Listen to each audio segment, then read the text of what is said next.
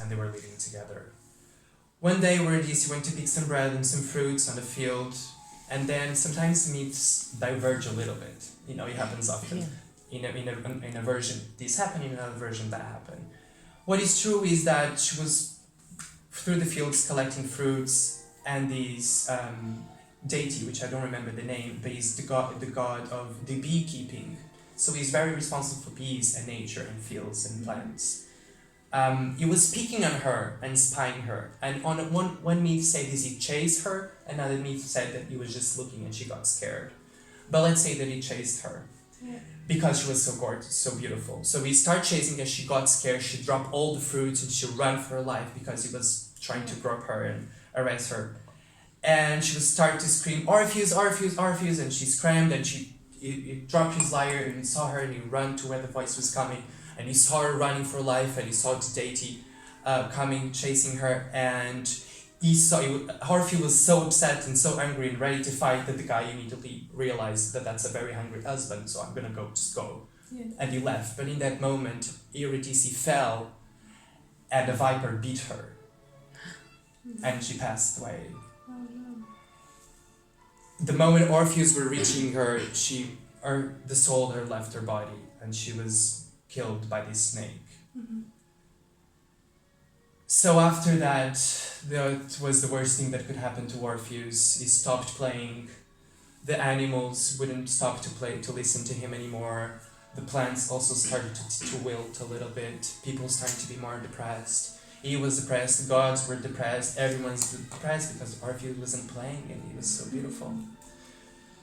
And one day he was visited by Apollo, and he was talking that you cannot go like that anymore. You cannot play because everything that he wants is to have Eurydice again with him, and nothing else matters.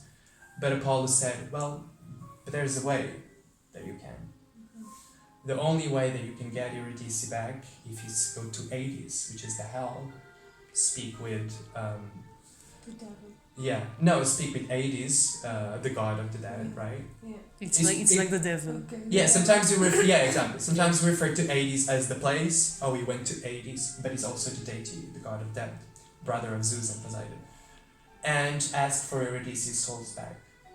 And he said no one has ever attempted, no one ever went to Hades and came back.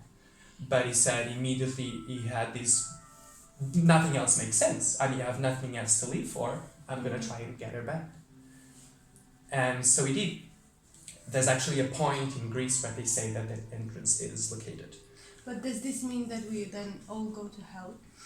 You know. Well, You know what I mean? it's the kingdom of dead. I'm gonna put it that way. It's where all the dead souls are. You know, Okay. and it has a very somber and cryptic thing associated with it. But it can be torture there. There's the Tartarus with all those guys that I mentioned are being tortured. But also souls that didn't necessarily commit any, that are just like in different rivers actually dropped. Not necessarily in punishment. But it's still the dead The dark. underworld, right?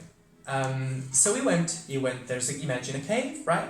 There's daylight, and then you go absolutely dark. You cannot see it again. You go down, you start to feel it's a bit more moist, you hear some drops, you go down, and he started went down and down and down and down and down.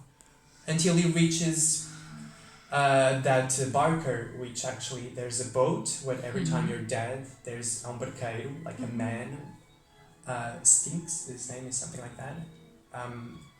And you normally have 2 coins in your eyes that you pay him with. And he was like almost ready to put his boat in the margin of the river so you can travel and meet Hades, right, and speak with him.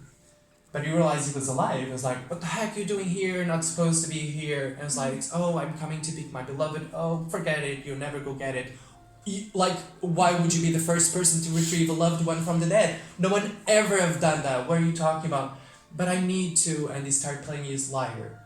And his lyre was so beautiful that the guy became so moved and touched. A guy that is though a brute and just transports. He becomes so touched and is like, okay, hop in, I'll take you to Hades, just keep playing.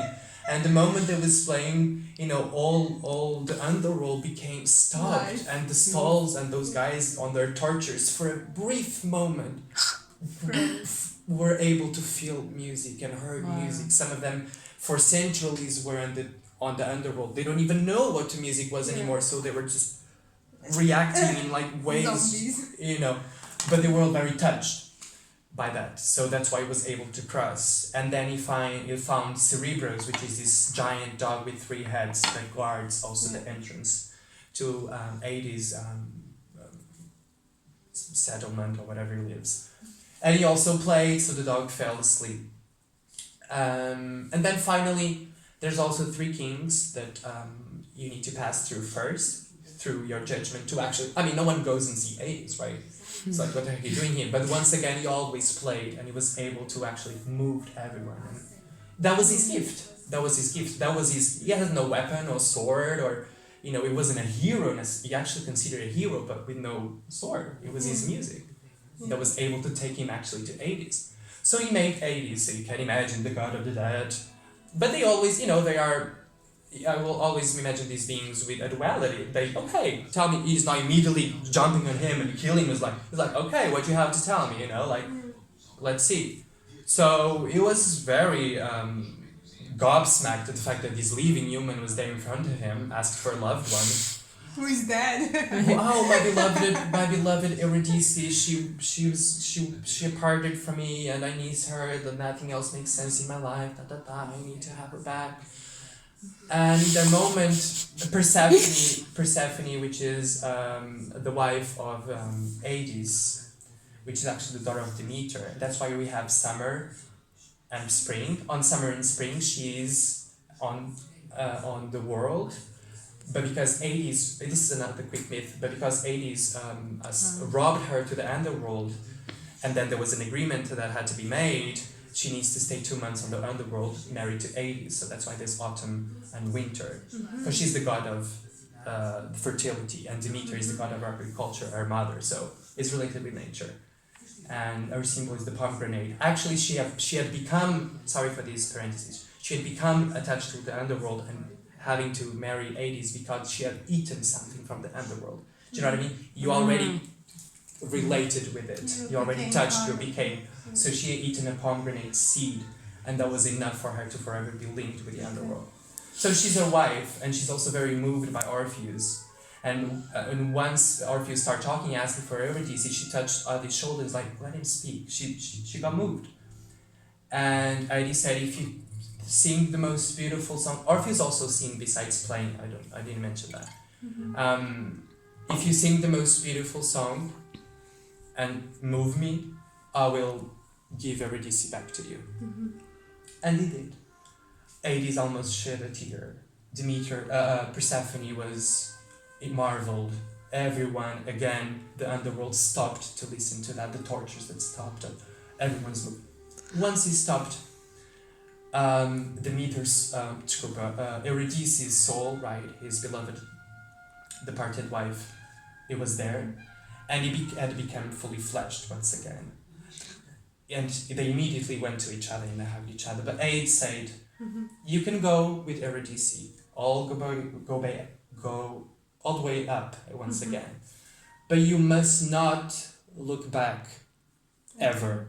Eurydice will be just behind you, but you must not.